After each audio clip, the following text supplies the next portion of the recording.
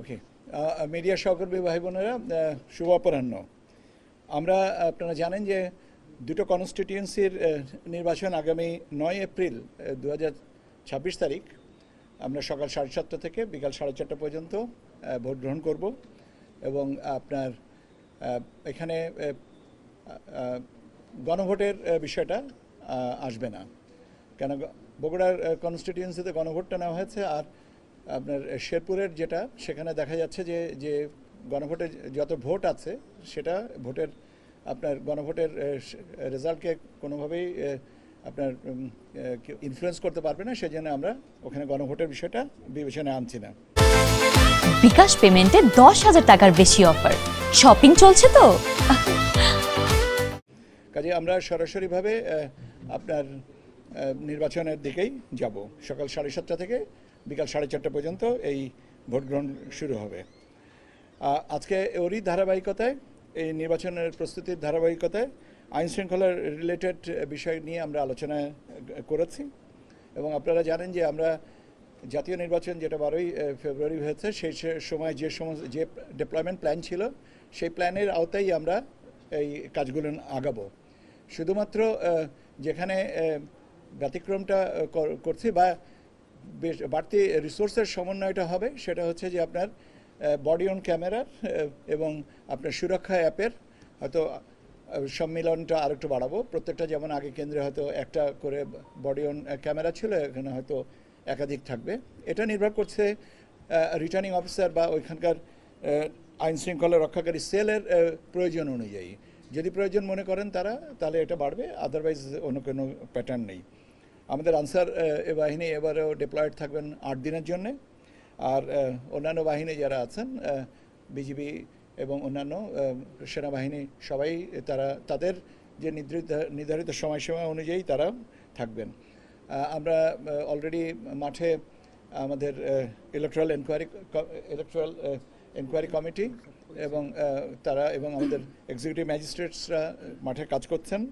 এখনও পর্যন্ত আমরা কোনো রকমের কোনো খারাপ বা মানে বিরক্তিকর বা আপত্তিকর কোনো তথ্য পাইনি। এবং আজকে পর্যন্ত ছিল, গতকালকে পর্যন্ত ছিল আমাদের, যদি রিটার্নিং অফিসারের কাছে কারোর প্রার্থিতা মানে মনোনয়নপত্র বাতিল হয়, তার আপিল দাখিল করার তারিখ পর্যন্ত ছিল।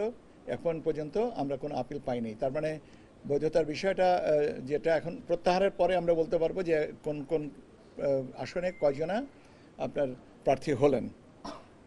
এই প্রবাসীদের ভোটটাও এখানে নেওয়া হচ্ছে, অন্তর্ভুক্ত। প্রবাসী এবং মানে ওসিবি এবং আইসিবি দুটোই আমরা এখানে ব্যবস্থা রাখা আছে। প্রবাসীদের ওসিবির ব্যালট আগামীকালকে থেকে ডিসপ্যাচ হবে এবং যে সময়সীমা আছে তার ভিতরে আমরা ইনশাল্লাহ পেয়ে যাব। আর ওসিবিটা ইন কান্ট্রি যেটা, সেটা আমরা আর একটু পরে করব, অ্যারাউন্ড 23-24 তারিখের থেকে করব। আর এই হচ্ছে মোটামুটিভাবে।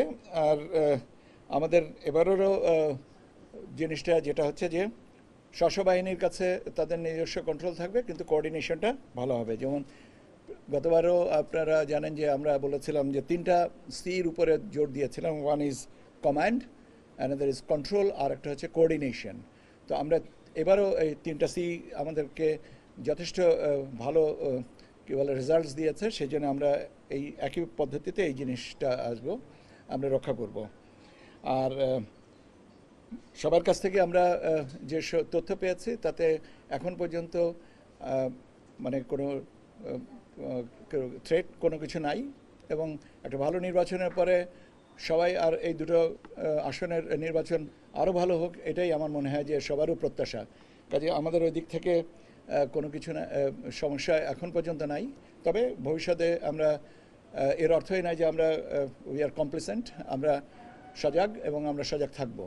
আমরা ভিডিও ফুটেজ যেগুলো কেন্দ্রভিত্তিক, সেগুলোর জন্য আমরা সংরক্ষণের ব্যবস্থাটাও রাখবো, যাতে ভবিষ্যতে যদি আমাদের কোনো দিক থেকে কোনো চিন্তাভাবনা করতে হয় বা পর্যালোচনা করতে হয়, সেটার জন্য আমরা ব্যবস্থা নেব। আর রেজাল্টস পাবলিকেশন এবং আপনার গণমাধ্যম কর্মী আপনারা যারা কাজ করবেন, তাদের ব্যাপারেও আমরা আমাদের এখান থেকে পিআর শাখা থেকে সে ব্যবস্থাটা আপনাদের সাথে যোগাযোগ করে নেওয়া হবে এবং আপনার আমরা রেজাল্ট ম্যানেজমেন্ট যেটা আছে সেটাও আমাদের একইভাবে রাখবো।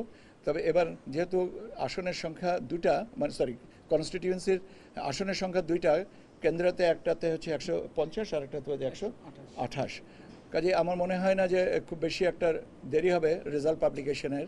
আর আপনারা জানেন যে আমরা রেজাল্ট পাবলিকেশন যত তাড়াতাড়ি পেয়েছি আমরা তত তাড়াতাড়ি দিচ্ছি, এবং যেহেতু এবার গণভোটের বিষয়টা নাই কিন্তু পোস্টাল ভোটের বিষয়টা আছে, সেই জন্য পোস্টাল ভোটের বিষয়টা যত তাড়াতাড়ি আমরা নিশ্চিত করতে পারবো আমরা রেজাল্টটাও তত তাড়াতাড়ি দিয়ে দিতে পারবো।